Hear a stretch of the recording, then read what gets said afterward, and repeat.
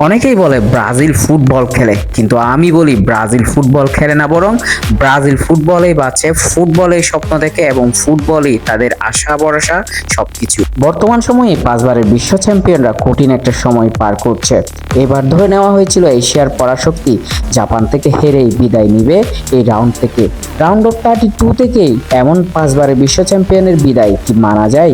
Match শুরুর আগে জাপানের হাঁকডাক, ম্যাচ শুরু হতেই সব যেন নিমিষেই মিলিয়ে গেল বাতাসে।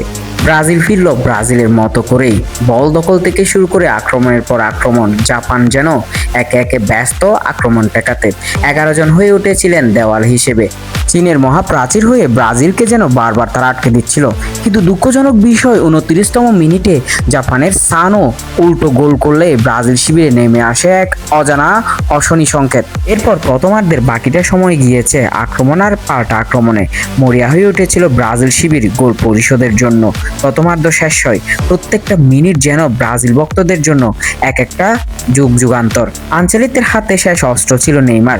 তাকে যখন নামানোর প্রস্তুতি নিচ্ছিলেন আনচেলত্তি, ঠিক সেই সময়ই 56তম মিনিটেই অসাধারণ এক হ্যাট থেকে গোল করেন ক্যাসেমিরো। পুরো স্টেডিয়াম থেকে শুরু করে সারা বিশ্ব হলুদের রঙে যেন উল্লাসে মেতে পড়ে।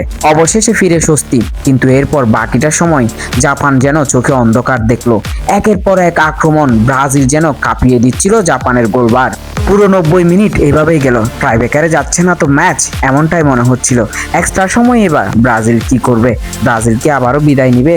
ঠিক এমন প্রশ্ন যখন ঘুরপাক খাচ্ছিল, সেই সময় যেন ত্রাতা হয়ে আসলেন মার্টিনেল্লি।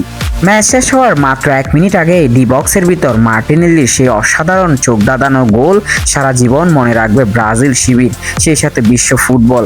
অন্যদিকে এটা একটা কলঙ্কের স্মৃতি হয়ে থাকবে জাপানের জন্য, যে গোলের মধ্য দিয়ে জাপানের অহংকার হয়েছে চূর্ণ বিচূর্ণ, সেই সাথে বিদায় নিয়েছে বিশ্ব ফুটবল থেকে।